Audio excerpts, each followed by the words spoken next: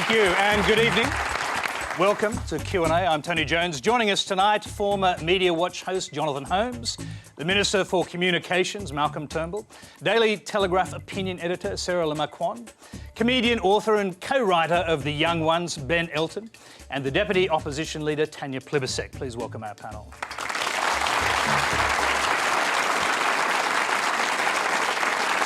And you can join the Twitter conversation by using the Quanda hashtag. If you've got a live question, add @Quanda to help us find it. Our Facebook followers want us to discuss Tony Abbott's G20 performance, international action on climate change and ABC funding. Well, our first question tonight comes from Greg Noonan. Thank you, Tony. Tony, tonight my question's to Malcolm Turnbull. Malcolm, the USA and China's the largest emitter of greenhouse gases in the world, have just reached an agreement which far exceeds your government's criteria for greenhouse gas emissions in what you call direct action plan. Has that put pressure on your government to change your position and do something about it for all our welfare? Well, I hope the announcement by President Xi and President Obama is going to put pressure on the entire global community to do more on climate change, the entire global community. The reality is that the climate change effort, the global effort to address climate change and seek to slow and hopefully arrest global warming, has always been waiting for a deal between China and the United States. Now, I think this is a very promising announcement and the government has welcomed it and I welcome it. And, Tanya's side welcomed it. Everyone's pleased. How far it will actually go remains to be seen. Is it really going to happen? How much ability does Obama have to really deliver? All of those are very good questions, but it is a very positive step. Now, as far as the cuts in emissions that are the Australian government's policy, which is 5% from 2000 levels by 2020, that's a bipartisan commitment. That doesn't sound like a huge number, but it actually is when you compare it to business as usual, because our economy has been growing rapidly since 2000. So our cuts to 2020, in short, are very comparable to those the American president has been talking about. OK, let's just before we leave Malcolm Turnbull, can we just find out what you think the cuts should be by 2025 in order to match what Barack Obama has done, which is 26 to 28% of emissions, which is considerably higher, obviously. Well, yes, but that's from 2005. I mean, this is the difficulty. Everyone uses different baselines. Well, the Climate Institute says to match the Obama target, Australia would have to make cuts reach 30%. That's from 5 to 30% on the current baseline. Tony, I can't agree. I'm not going to do the sums in my head, even if I was able to. But you've been an expert on this subject for many, many years. No, flattery will not get you anywhere. But look, can I just say this? This is the critical thing you've got to understand, we've all got to understand about greenhouse gas emissions, is that a tonne of CO2 has the same effect on the climate wherever it is emitted. And the critical thing to understand is that we have a Prime Minister who stands before the world and says he wants to talk about economic growth, but he's not prepared to talk about climate change. The two are not mutually exclusive. This man has children.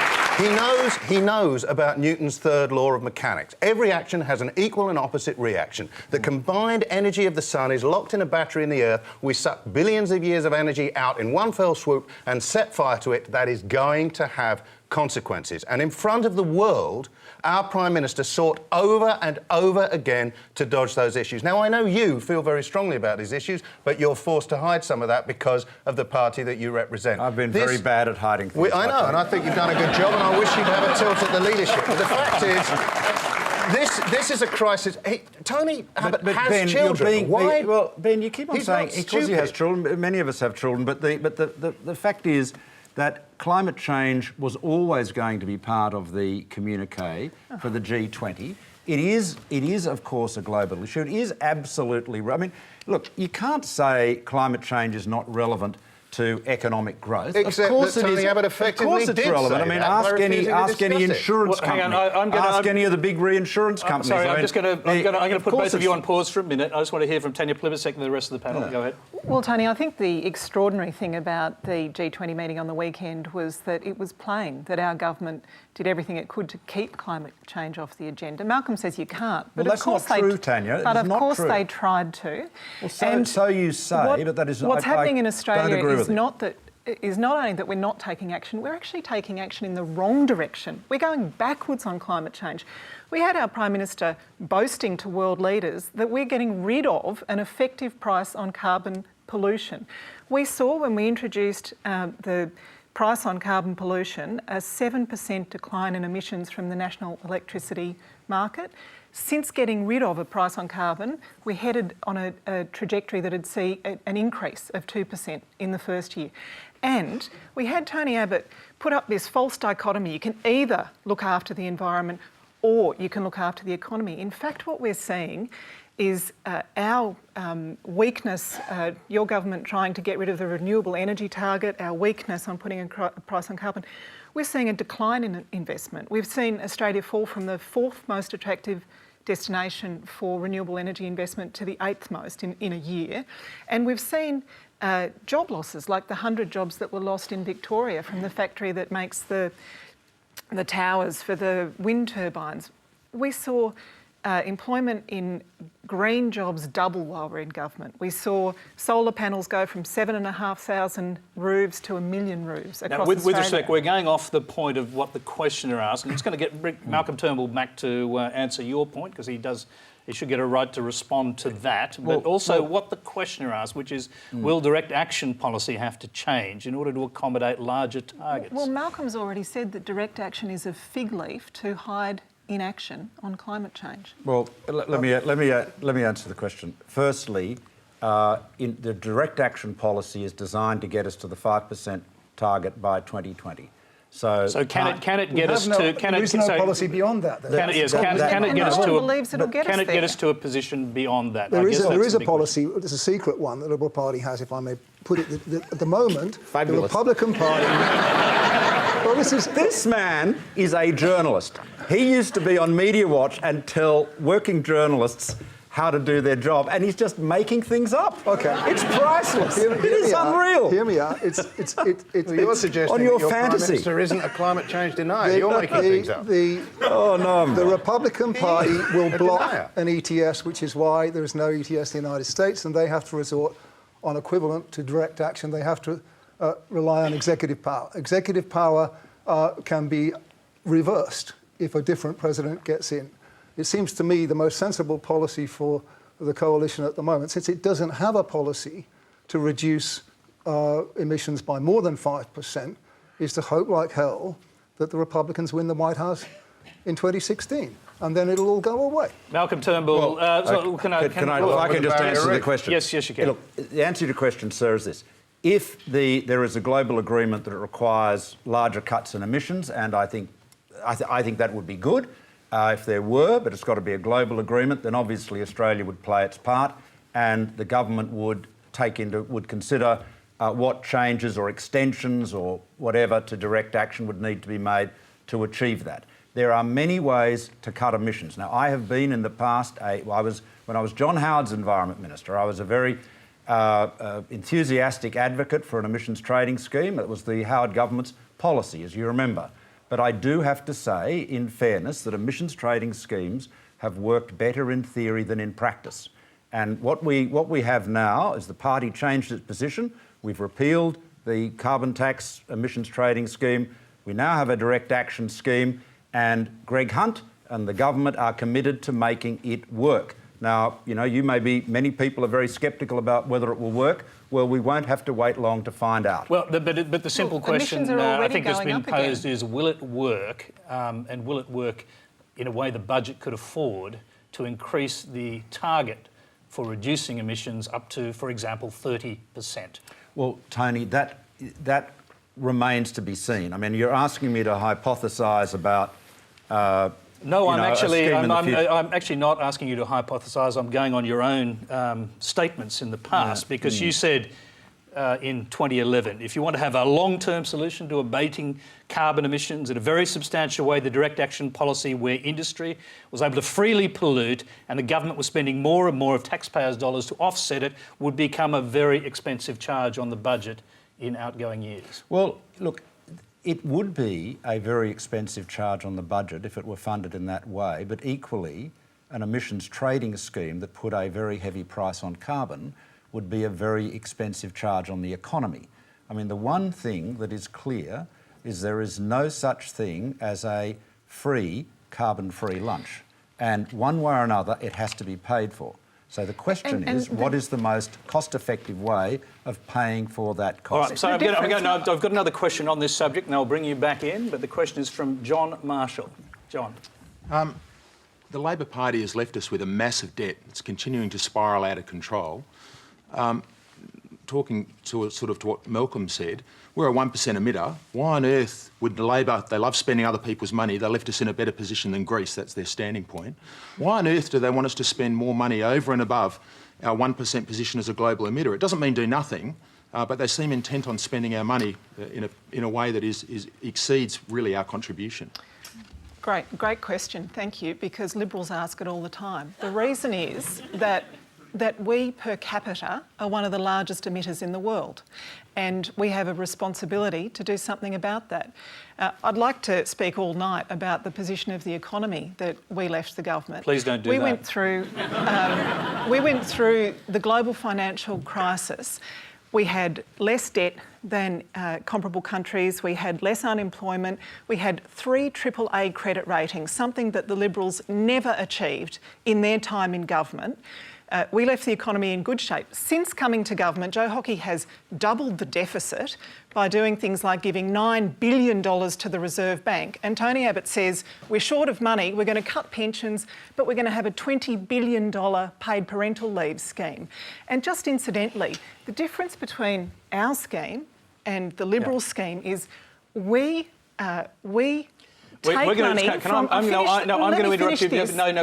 We will talk about the paid parental leave scheme. We're not talking about that at the moment. I'm not talking about that. I'm talking about climate change. Right. And I'm saying the difference between our scheme and the government scheme is the government takes taxpayers' money, ordinary taxpayers' money, and gives it to big polluters with no guarantee that they'll drop their emissions overall. And our scheme penalises big polluters. It's a price signal, the same sort of price signal that Tony Abbott says he wants to send in the health system.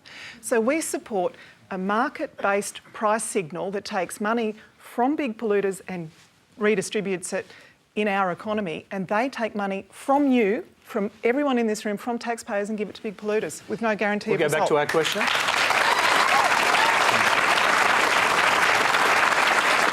Thank you. Thank you very much. Go ahead, John. You guys constantly go on about your credit rating, though, but having said that, you guys hid an awful lot of money away. The NBN was hidden away. A lot of forward expenditure was hidden to hide the fact there is a massive debt issue. I still don't really understand how you're planning to pay for all of this. OK, I'm sorry, we're going to take that part as a comment because we still want to talk about the climate change issue. I want to hear Sarrah Marquand on that. Marquand, I beg your pardon. On climate change. Well, to go to the original question, I think what it's going to mean domestically is going to be really interesting to watch that unfold over the next few years, because obviously what's happened here is that Barack Obama, as we all know, his hands are tied domestically and he has turned his attention internationally, and obviously he has decided that climate change action is going to be his legacy. So that's why he's acting. What he can actually deliver is really not in his hands, unfortunately. Then you look at China, well, they have no choice but to finally act on climate change. People, hundreds of thousands of people die in Beijing every year from climate pollution. So those two big polluters had to act. Now, Tony Abbott's position, as I understand it, has always been once our major trading partners take action on this issue, we'll follow suit. So really, domestically, the issue's been, let's face it, it's been a complete mess. It peaked amongst mainstream Australians just after the 2007 federal election campaign, and I would say probably started to decline when Kevin Rudd abandoned the ETS at the end of 2009. And notwithstanding the carbon tax, which was obviously only something that Julia Gillard was wedged into by the Greens in forming minority government, she didn't take the public with her. Yes, I actually think some of the hysteria about the carbon tax was over the top, but the fact is she didn't take the public with her, and it didn't do the cause of climate change action much good in Australia. If you poll Australians, a lot of them will say, yes, I'm concerned about the environment. Then you say to them, are you prepared to pay more for electricity? Are you prepared to sell the SUV? And they say no. So how it plays out domestically, I'll be really interested to Sarah, see. do you think, just briefly, do you think the US-China deal announced just before the G20 will change the politics here?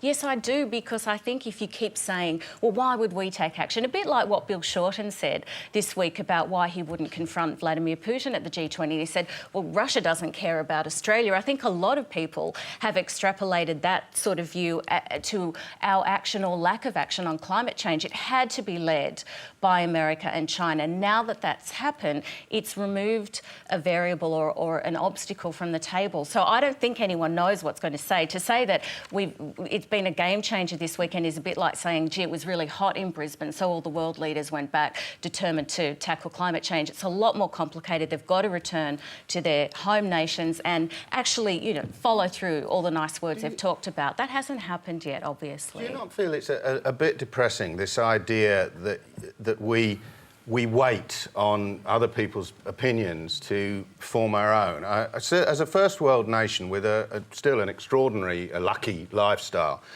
to point at a developing nation which is only now beginning to gather about itself the luxuries that even quite less well-off people still take for granted and say, you're not doing anything, why should we? I think in terms of a moral and a historical stance, it's going to be very, very difficult to defend even in 10 years, let alone in 20 years. You then say also, Australians, they got bored of the climate debate about 2007, they didn't really want to talk about it, they're worried about their mortgage. Of course they are, everyone is. Nobody expects the individual in the street to be able to volunteer to put 20 years ahead economy in the same context of their economy tomorrow when they're trying to feed their children. That's why we have leaders. That's why we ask for leadership from our politicians. Now, it seems to me that Mr Abbott has consistently followed. He's taken very easy choices, like demonising the carbon tax, which was a phrase that was used over and over again. Never once did I hear him actually discussing the reason we're talking about carbon emissions. Another, we have this extraordinarily good idea, an obvious idea, the world is one globe. Developing nations, particularly with low-lying land, are about to be engulfed by a series of tsunamis. There's a suggestion that the First World should form a fund to perhaps help, since we all live on the same planet, and these actions are happening from our carbon burning. Immediately, Tony's got his line. It's a Bob Brown Bank. I'll say that over and over again. I won't engage the issue, I won't discuss it, I won't look at the morals, I won't look at the science. I'll say Bob Brown, Bob Brown, Bob Brown, and hopefully enough of a percentage of the electorate in our first-past-the-post system will listen and go, oh yeah, greeny tree hugging, I know what you're talking about. Fair enough, that's a lot of old rubbish. OK, all right. So we're looking for leadership, that's all. And I think Malcolm could give us it. Lead the Liberal Party. Can you respond briefly to that? And can we just bear in mind that the Canadian Prime Minister has signed up to that Green Bank? Yeah. The Bob Brown Bank, mate. Don't call it green. There are so many funds. I mean, we have a large $2.5 billion commitment to the Direct Action program, which we were discussing earlier. We obviously still have the sort of climate fund that that was introduced by the previous government that we did say we were going to seek to abolish, but is going to remain. So there's a $10 billion just as long as he there. can use it, isn't it? So there is a lot, but there is a lot of capital committed. I just want to say this though, in defence of Tony Abbott, just be careful that you don't make the mistake of creating a caricature and assuming, which may amuse you, and assuming that is the real person. It certainly doesn't amuse me, Malcolm. He's created his own caricature. I'm trying to understand how a Rhodes Scholar can deny climate science. The one thing you've done tonight is prove that Mark Twain was wrong when he said only fiction has to be credible. Because as a novelist, everything you've said about Tony Abbott and the Liberal Party is a caricature. It's a fantasy, and it is incredible. I like your bit of the Liberal Party.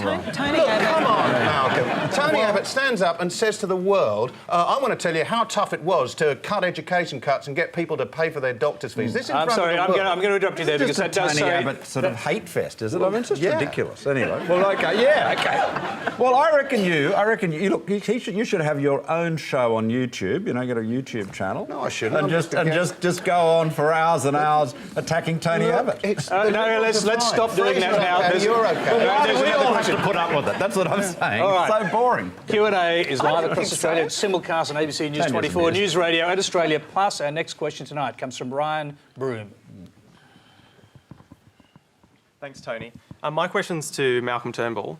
Malcolm, if you were Prime Minister and were preparing your address for the opening Leaders Summit for the G20, would you have mentioned domestic issues like the $7 GP co-payment or abolishing the carbon tax? Look, it's not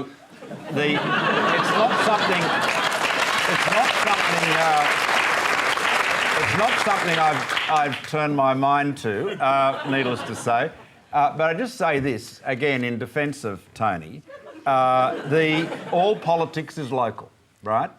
And the purpose of that leaders' retreat, I think they called it, and they're all going to sit together and talk frankly, was to talk about the challenges each of them faced in their own countries, which, of course, collectively, overcoming those challenges and implementing their policies is what adds up to that over 2% increase in growth, right? Increase in GDP. And that is so all of those things, I know they may not seem as high and wafty and grand and 80,000 feet as some other philosophical themes, but that is the nitty-gritty of politics and the nitty-gritty of government. And that's what Tony Abbott was talking about.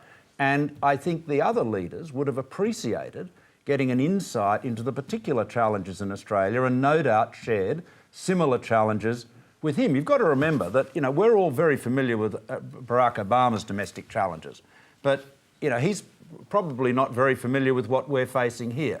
So I think it's worthwhile for the Australian host to actually set out and say, OK, this is what we're dealing with here. And you would have found that a lot of those countries had very similar challenges.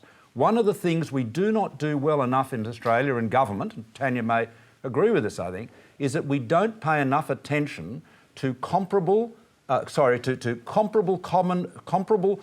policy responses to common problems. Every country is dealing with the same issues, whether it is ageing or whether it is, youth unemployment or whether it is climate change. And we don't pay enough attention to what each of us is doing because there's a lot to learn. And so I think what Tony was doing was really setting out the local scene to inform the others and encourage them to do the same for his benefit. You didn't mention the Palmer United Party, which was one blessing, I suppose. Tanya Plibersek, let me bring you in on that. I mean, Tony Abbott that's did an secure, issue, I suppose. As Malcolm Turnbull points out, Tony Abbott did secure a groundbreaking deal on global growth. I mean, isn't it best to judge him on that when it comes to the G20? Well, I think the first thing to say is it's terrific that Australia hosted the G20. It's great that we had the presidency. I think it showcased Australian organisation. It would have looked great to the world. The reason that Labor supported the G20 becoming the premier economic decision-making body during the global financial crisis is because some problems are too big for any one country. But I think it was a little bit of a missed opportunity. Growth is good, but growth has to be inclusive and it has to be environmentally sustainable. And at this G20, Tony Abbott didn't want to talk about climate change. He didn't want to talk about inclusive growth. And he didn't want to talk about other global issues like Ebola, which of course is both a humanitarian and an economic problem. And thankfully, all of those three things are in the communique, but Australia didn't lead the world in putting those issues on the agenda. We got dragged along very unwillingly on a number of them. Can I just make this comment about inclusive growth? You now have the OECD, the IMF, the World Bank, the Governor of the Reserve Bank of England, Mark Carney, Christine Lagarde, all these people saying that for growth to be really sustainable, long-term, higher rates, it has to be inclusive. That means investing in people. It means a smaller gap between the richest and the poorest in a country. It means investing in health and education and infrastructure. And there's terrific data from the OECD that shows that the larger the difference between the richest and the poorest, the less likely it is that a country's growth will be strong. It's actually better for growth to have less inequality in a country. Why aren't we talking about that? Why did the government not want the word inclusive in front of growth in the communique from the weekend. Can I just make one observation? I mean, there is Australia, in terms of income inequality, is household incomes is much less unequal than a lot of other countries in the G20, including the United States and Britain. And one of the reasons is because we have always had a social welfare system which is very heavily means tested. And your colleague Andrew Lee, when he was a professor at the ANU, has written a lot about this, and very well too, I might say, about the way in which, and this has been a bipartisan project. There's no, both sides of politics have handled this. And that's one of the reasons. I agree with you. We do need equality or inequality is a real problem, and that's one of the reasons you've got to make sure that insofar as you can, you have a strong economy that gives everyone the chance of a job. You have a strong education system so that people, as jobs require more skills, are able to do them. And you've got to have a social welfare system that is very much skewed to people in need. But we have quite a few questions. I don't want to have the two politicians dominating the discussion. This is super quick. Can I ask, don't you think one of the reasons that Tony Abbott is having such trouble with the budget, which he was telling the leaders about, the problem with getting his $7 co-payment through, and the problem with getting his much more expensive university education through, is precisely because people in Australia sense that budget is going to increase rather than decrease inequality. That's why people object to it. Well, they would not mind. I believe you could persuade people that we have to tighten our belts. But it's the sense that the thin people's belts are being tightened and the fat people's belts are being left where they are. And can I just add to this? We've actually, the classic measure of inequality is called the Gini coefficient, and that's been, the difference between the richest and the poorest has been growing in Australia for several decades, with a notable exception of the Rudd-Gillard years where the gap closed. And when you say that we're a fairly equal country, we are. It's worth remembering that the 3 richest Australians own the same amount of wealth as the 1 million poorest Australians. And the great project that you're talking about, of generations of Australians investing in our shared prosperity, that's true. We've always been known as a social laboratory, but Medicare is one of the best and most precious aspects of that. An affordable university education, one of the best and most precious aspects of that. And the Gonski School education funding reforms, the National Disability Insurance Scheme, they were the next stage of that great project. I'm just going to ask Sarrah, you're representing, in a way, the Daily Telegraph, completely. So what do you suppose your readers make of this particular argument around the budget, around these issues, around the way Tony Abbott presented them? Oh, well, I mean, cuts are never popular, so I'm sure there's been some resistance. There's also understanding that cuts need to be made, and so it's that eternal wrestle between what's popular about what they probably I guess to bring it think back is to this point, inevitable. do they see it as an issue of inequality? Well, I think that a lot of our readers feel that they just want a government that is addressing the inequality that they feel that they have already been suffering. So, for example, electricity prices is an issue that traffics very heavily among our readers. I mean, politicians of either side, if you're listening, tackle that and you're going to get a lot of Daily Telegraph readers on side. And contrary to all this external speculation that, there's some sort of political conspiracy going on at the Daily Telegraph, it's actually just about campaigning for the readers and their concerns, and what they want is infrastructure and they want affordable electricity. But in terms of the question and Tony Abbott's speech and the frustrations he's having getting his budget changes through the Senate, no, I don't think the G20 was an appropriate forum to be airing his grievances there. It came across as a very parochial moment. And unfortunately, though, it's been probably about 20 years since we've had an inspiring speaker. None of our prime ministers, going back about 20 years, have been very inspirational or passionate or eloquent speakers. I would say probably that's why Julia Gillard's misogyny speech resonated so much, because she went off script and she spoke from the heart, and every moment rang true to me and to a lot of, certainly a lot of women around the country, but a lot of men as well. And what was a shame about that moment was that had she sat down and written it to prepare it at an official event, it wouldn't have come out nearly as well. So when I listened to Tony Abbott on the weekend, I thought, oh, it's really not good. We can do much better than that as a country. But you know what? We haven't done much better than that on that front for a long, long time. OK, let's move to another issue that viewers want to discuss tonight. Our next question comes from Sharon Talbot. Thanks, Tony. My question is for Malcolm Turnbull. Malcolm, are the proposed cuts of more than $300 million to the ABC and SBS, which will lead to approximate loss of jobs in the order of 500, is it a punitive measure aimed at the prowess of the ABC and the SBS in keeping the government accountable on a range of issues? Well, the answer to your question is no. The savings measures that have been partially set out in the budget, and which well, I'll be announcing not tomorrow, as Media Watch said, but later in the week, in great detail, are not punitive measures at all. They are relatively modest savings relative to the budget of the ABC and SBS.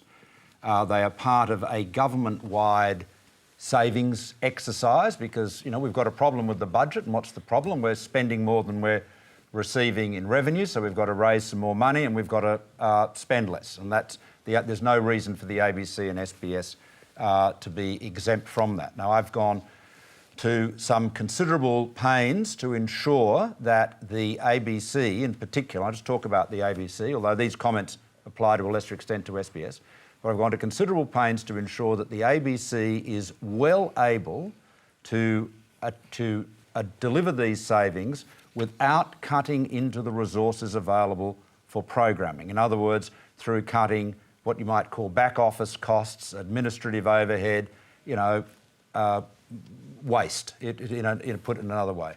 And we did a study earlier in the year, headed up by Peter Lewis, who'd been the CFO of the Seven Network for many years, someone who really understood the numbers in the television business, obviously, and we've been working very collaboratively with the ABC management on this. Now, I regret to say that the ABC management has from time to time, in seeking to make programming changes it wants to make for its own programming reasons, has sought to blame them on the government and me in particular. That is simply not right, and that's why I wrote that blog that was referred to earlier on Media Watch, about them sort of holding Peppa Pig to ransom, and then indeed, even worse than Peppa Pig, holding Tony Jones to ransom.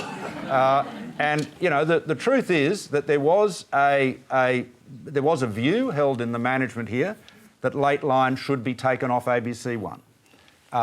Because it was felt that its audience was appealing to an older demographic. It was too late at night; they were mostly in bed, and it was better to have a Late Line type show on ABC 24 at 10 p.m. and at 10 p.m. every night. Because, as you know, Late Line sometimes it's 10:35, sometimes it's 10:28. You never quite know when it's starting. Now look. I'm not a programmer.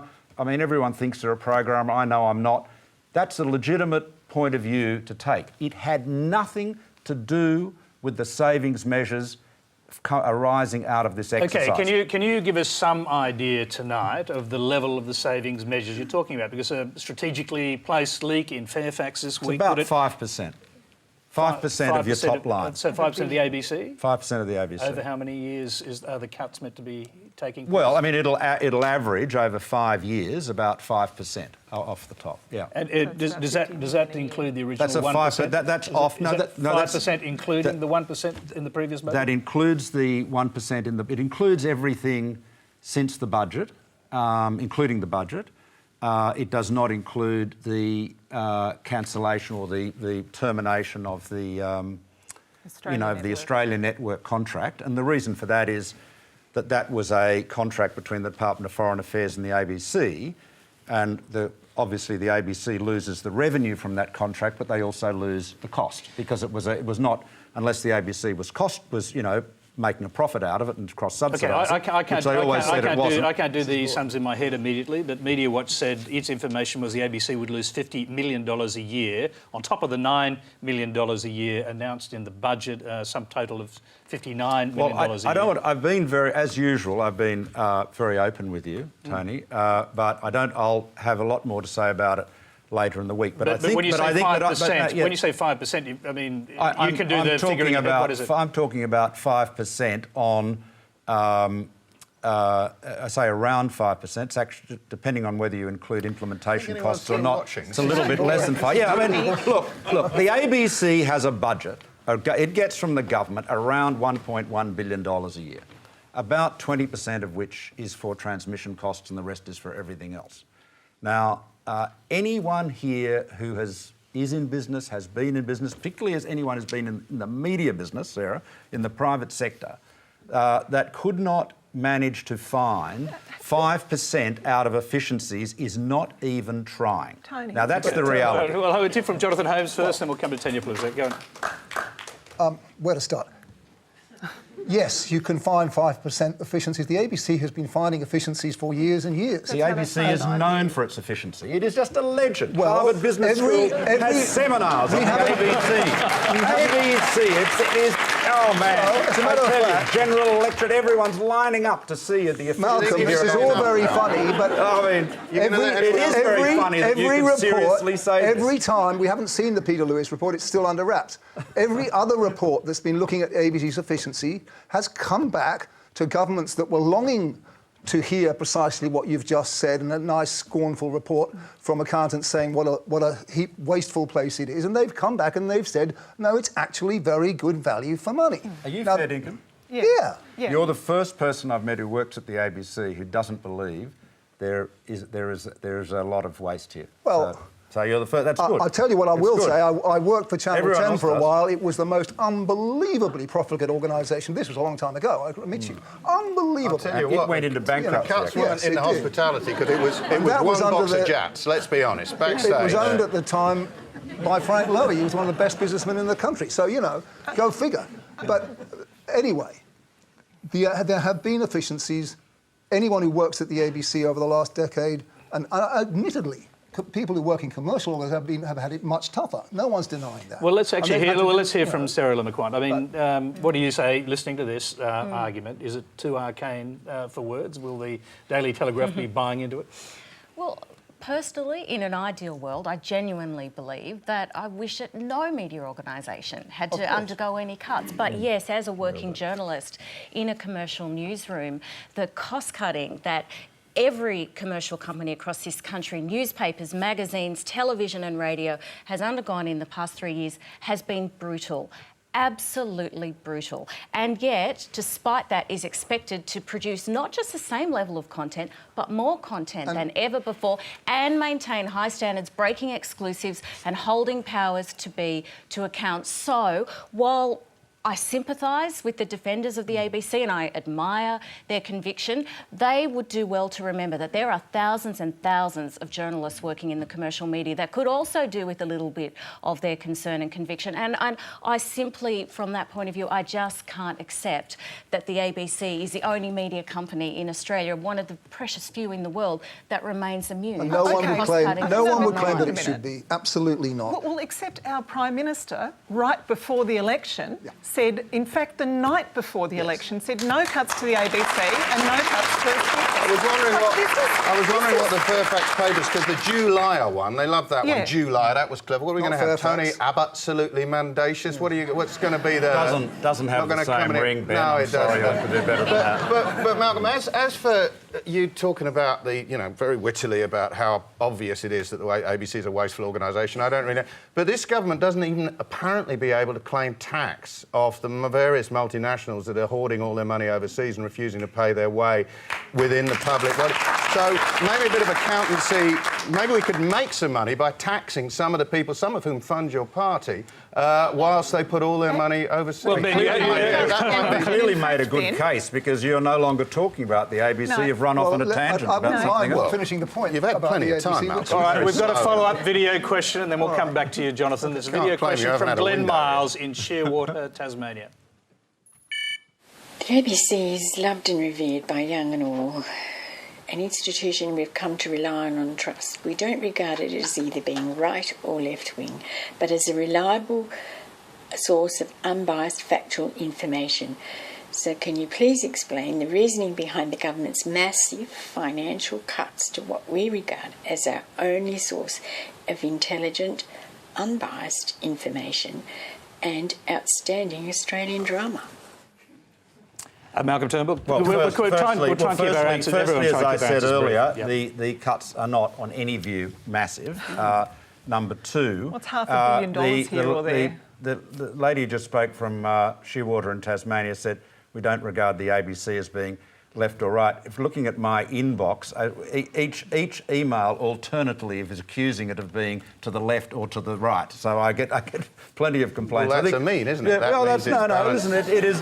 I'm just saying. I think everyone's got a view about bias at the ABC. But so just simply stated. Do you have a view?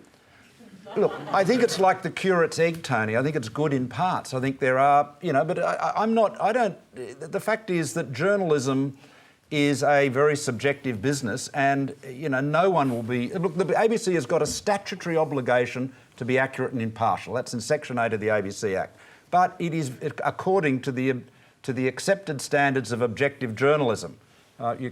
Jonathan might explain what they are, but nonetheless, that's in the Act. So there is an absolute obligation, and the ABC has to remember this, that while Sarrah's paper or any other Channel 9 or whatever, they can be as biased as they like, but the ABC has to be absolutely accurate and impartial. That's their obligation. Can I just defend Tony Abbott again on the pre-election remark?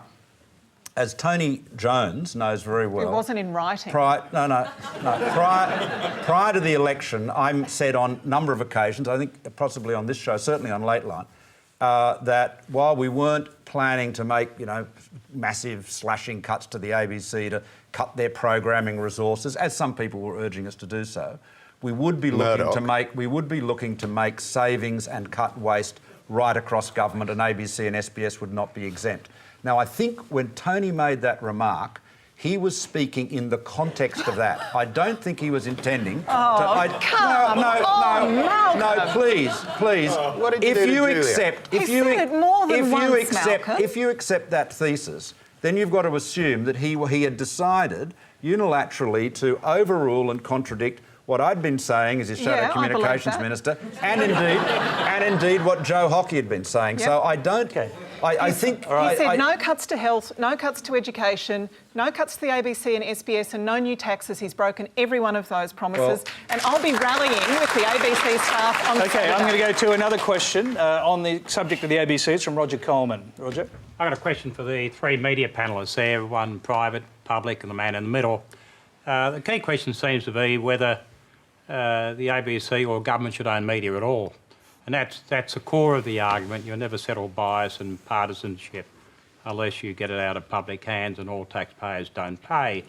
And moving to the second leg of the issues that the three panellists in the media side here should address is if the New Zealand government can have two government-owned television stations, advertiser supported, and given the demographic premium on prime time for the ABC and SBS, a user pay principle should apply on regression grounds on the viewers. I mean, during a typical month, only 59% of Australians watch the ABC versus 88 or 86% for private. It's not even fulfilling a universal obligation at the moment in terms of its penetration. So I want to hear from the three media panellists whether government should own it, B, how it should be funded, and should it be public funded or should it be funded by the viewer? OK, let's start with Jonathan Holmes. I'll hear from Sarrah after that. A lot of different questions there. The core of it was, though, should it be a publicly funded organisation? Look, of course you can argue that the ABC is an unnecessary charge on the public purse, especially now that we have such a proliferation of media. It was started in very different climate, very different media situation. It's a perfectly logical argument to say we don't need it, users should pay. But as every politician in this country knows, it's not a winning argument with the voters. The ABC is a very popular institution in this country. One of the reasons it's popular is because, in fact, commercial organisations are allowed to be partisan, and they are partisan, much more partisan, I would believe, than the ABC ever is. Even those who are most vociferous in their attacks on the ABC's partiality on one side or the other have to accept that at least most of us honestly really do try to keep our personal opinions off it, and we don't have a proprietor that's dictating it. So but the main advantage of the ABC at the moment, I would argue, is precisely that the commercial operations, the business models that were very successful for 100 years, are in deep trouble. And journalists are being sacked by the hundreds and even the thousands. It's an island of relative security. We have to very well earn it. I say we, I'm not there anymore. But the ABC journalists should work damn hard, just as their colleagues in commercial are working very hard. They should be holding governments to account. They should be doing all those public jobs for the public money and taking that responsibility really seriously. And I promise you most of them do. Sarrah. There's certainly a role for a public broadcaster. I would absolutely never call for the abolition of the ABC. I'd be really sad to see that happen. As I said earlier, my only point as a working journalist in a commercial newsroom is that there's certainly fat to be trimmed. I don't take any joy in saying that. I have great respect for so many people at the ABC, and I would hate to see people lose their jobs, just as I hate to have seen so many fabulous people in the commercial media lose their jobs. And I'd choose not to weigh into the whole partisan bias thing, because in my experience, it's generally in the eye of the beholder. Trust me, what Malcolm was saying before about his inbox in the ABC, I have written so many pieces where if you could go online and read the comments at the end, and the first one will be, oh, you're just a mouthpiece for the right-wing media, and then the next person will go, just another bleeding heart lefty feminazi. Honestly, I have had those same reactions to the same piece, so I just choose not to buy into that sort of navel-gazing, you're left or right. Most of the media is doing a pretty good job, and I just think that that's a waste of everyone's time and energy. Malcolm Turnbull, some of your colleagues obviously reject the public funding model for the ABC. I don't think. Maybe some do rhetorically, but there is absolute bipartisan support for the ABC as an institution. There's nobody who seriously suggests it should be closed or sold. I mean, I tell you, the last people who would want it to be sold would be the commercial broadcasters. I mean, they're kicking up a fuss at the suggestion that SBS might be able to sell a little bit more advertising. You can imagine what they'd think about ABC, Jonathan, having advertising. So, look, the ABC is part of the landscape. It is a beloved part of the landscape. One of the reasons people get, frankly, so grumpy about perceived bias and, low standards or lower than they like standards in the ABC is because they have such high expectations of it. And I've said this to Mark Scott several times. You should actually take a lot of this criticism as a compliment, because it shows people expect the ABC to be right up there, better than anyone else. And when it sort of becomes human and shows that it does have feet of clay, they get very disappointed. OK, here's a question about the ABC's feet of clay, as far as some people are concerned. It's from Kavitha Garishankar. Yeah, thanks, Tony. My question is completely different. Does the panel think that humour and satire should be part of important news bulletins? We know the tongue-in-cheek humour in programmes like Media Watch that we all really love, but does that have a place in programmes like the 7:30 Report, which was really not well received? So do you think Auntie got it wrong? Ben Elton. I didn't see that piece. I concur with everyone on the panel. I think generally there's an agreement that public service broadcasting provides such a a broad contribution to the national life, not least in the skills base, the drama and current affairs skills base that then feeds into the commercial environment. I mean, it really, if we were to lose it, the gap would be chasmic, whatever you think about it. As to that mistake, I read all about it. Apparently they did it didn't sound like the greatest sketch, but I didn't see it, so I'm not going to comment on it. On the whole, I think probably news and current affairs shouldn't go too much into satire. Maybe they made a mistake. Having not seen it... Unlike Media Watch, that great comedy programme. Yeah, I think it's generally accepted that you have expectations from a programme, and, if you were watching, Hungry Beast or whatever, there'd be one expectation, and 7:30 report, there's another expectation. And I think probably one of the problems with that joke, it was all apparently about doing a sketch on Abbott's shirt-fronting comment. I think the problem probably was that it was already so old. I mean, everyone had kind of formed an opinion on it. Everyone had made their jokes. It was kind of, clearly he'd either, made a silly slip of the tongue, which he regretted, or he was a Neanderthal, whatever. People had their various opinions, but it wasn't. I didn't sound like it was 82. And you said, incidentally, Mark, I mean, it's a Tony hate-faced or whatever. And I wish, in a way, it hadn't got so passionate. I mean, climate change is such a passionate subject. We are talking about the future. And we do know that the spirit of Australian politics currently has calmed down a lot since the Julia hate-faced, which was really a national sport in large sections of the media. Now, come on, you can't deny that. It really was a feeding frenzy. And I think Tony Abbott's actually been let off moderately lightly, not surprisingly, in the commercial media. And that's not surprisingly because the commercial media is owned by very few individuals. And we have in this country, because we're quite a small economy, those individuals have a very loud voice. When Gina Reinhardt speaks, or when Clive Palmer speaks, or when Rupert Murdoch speaks, it's reported as news because, it's perceived these are very significant players and they have a contribution to make, which may well be the case. But I think it's balanced very much towards them. We don't have a contrary comment from one of Gina's workers or a journalist, etc. So this is not me being party. Seriously, if Clive Palmer held the balance of power in the United States or Britain, he'd be big news there too. Oh, yeah, absolutely. Clive Palmer's obviously taken the next step, and I've gone too far off. But we've sort of gone off the subject. I'm going to get Malcolm Turnbull to respond to the actual question.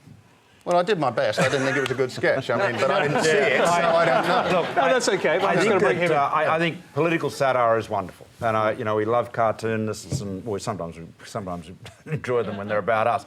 I think political satire is wonderful. I thought that sketch on 7:30 was, firstly, not funny. B, MH17 is actually not something to be making a joke about. I thought it lacked taste there.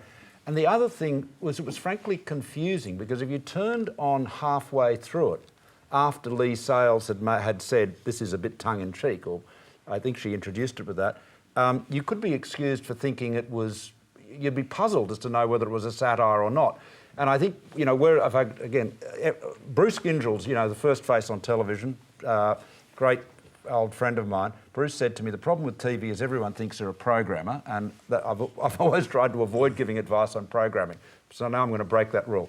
I think that Clark and Dorr, on the other hand, work better because it is quite clear, it's sort of cut, now we're into a satire. And I think when you stick it into the middle of a current affairs, serious news format and the most prestigious current affairs, most widely watched current affairs program in the country, I think it hit all the wrong notes. But again, that's just my opinion. And Jonathan Holmes, what do you think? Because obviously it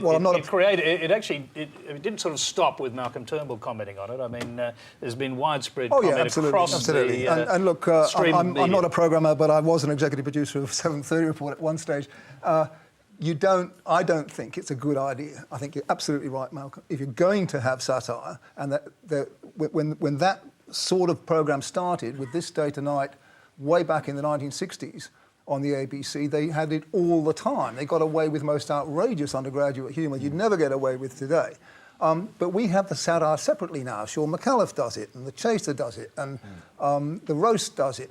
We don't put it into the 7:30 Report, and if you're going to do that, you've got to really signpost it. You've got to say, well, we're going to try something new now, and it's going to be a special segment, and we've got this new reporter, and we're going to be funny, and we hope we are very funny. But you don't just slide it into the show and with Lee Sales looking embarrassed. It was just Doesn't it kind bad of prove tactics. Malcolm's point that actually people do have very, very high expectations? I mean, this one incident has been very, very widely discussed, and in the context of cuts, Can I say one other thing, though, Malcolm? And I don't think it's a sign, as many it's many one people have incident. said, it's a sign of bias. Yeah. The fact that Tony Abbott was targeted, Prime Ministers are always targeted by political satire. I don't think that meant anything. Sally Neighbour, who's the executive producer, who made that decision, she's an extraordinarily respected journalist. She's a multi-award winner. She used to write about Islamic terrorism for The Australian regularly for years. To say that she is some sort of mad lefty is complete nonsense. All right. Let's hear from Sarrah. And I mean, you've got Andrew Bopp. You don't advertise him as satire. I'll take that as a comment. I think the most offensive thing about that skit on 7:30 was that it was deeply unfunny, and it went on for several minutes as well. If you're going to waste everyone's precious time on a national flagship current affairs program like that with something that isn't funny, isn't insightful, isn't speaking at any level in terms of entertainment or information, then keep it really quick. I have a slightly different view in that I actually don't think that satire and serious television are incompatible. I think there is a forum there to take things a bit lightly, but I also think in terms of some of the speculation that the government should investigate and this should be referred to people to look into and, wrists should be slapped. No, I think probably the 7:30 editorial team have hopefully listened to this. They've realised that it was very tone deaf. They should be coming out with something a lot better than that. And it's subjective. I thought it was terrible. just don't repeat it. I'm sorry that on a serious current affairs show like this I made the satirical comment about Andrew Bolt. Now, Tanya Plibersek. It's all been said. I didn't say it, I love political satire. I don't want to spend any more time talking about it. Ben Elton, is there a lot in Australia that for satirists to work with? Well, of course there is. There's a lot anywhere, and I do believe that good satire has to have a point of view. I think one of the problems with modern political comedy is it tends to be generally everybody just dissing all politicians. I think actually the real problem in our culture at the moment is this new concept that they're all the same and they're all pointless. The idea, what's the point of voting? Everyone's the same. I don't think they are all the same. I don't think they're all bad. They're all good. I don't think all Liberals are bad and all Labor are good. There's clearly some highly principled politicians right across the political spectrum, and yet we're now living in a satirical culture, a comic culture, which tends to presume that they're all awful. Certainly in Britain we've seen this very much with the birth of the sort of panel show where everyone is vying with each other to put down politicians. And I actually think if we go very much further, we're going to get the politicians we deserve if we constantly traduce them. And I mean, we've had a fairly nice heated, but we've stuck to issues. We've talked about what people are actually saying. And one thing I don't agree with is that the democratic process is broken, that all politicians are the same. I think we need to listen, we need to have a debate, and we need to take our choice. And I think satire can play a role in that, but the satirist has to state where they stand. I think satire without principle is a very toothless animal indeed. And I think that is something that's been growing in comedy with the general hating culture, the general sneering, hate. And I think it's important to, say what you think, and then if you can do a good joke about it, great. It seems these guys didn't. Clearly, we have over-analysed one little... So I'm feeling really sorry for whoever it was. I mean, they have dropped a brick. There's no question by the sound of things. But my view is that satire, I agree, has a real place in the political debate, but it should be based on principle, whatever side. P.J. O'Rourke is a very funny man. He's a Republican. He has very, very much of right-wing views, but he's a great writer, very funny writer. He tells you what he's thinking and he makes a good joke about it. I like to think I try and do that sometimes when I'm trying in the same game. But I believe you should speak from principle, as we are all doing tonight. And on that passionate, principled statement, we'll have to leave the program. That's all we have for tonight. Please thank our panel, Jonathan Holmes, Malcolm Turnbull, Sarrah Marquand, Ben Elton, Tanya Plibersek.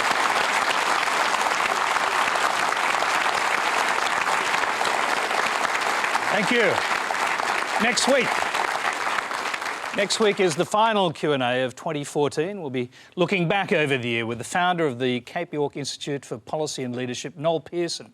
Celebrated actor James Cromwell, who's in Australia to play Rupert Murdoch on stage. Former Ambassador and Howard Government Minister Amanda Vanstone, the chair of the G20 Youth Summit, Holly Ransom, and the host of Radio National Drive, columnist and author Waleed Ali. It's a great panel and a great way to end the year, so I hope you join us again next Monday. Until then, good night.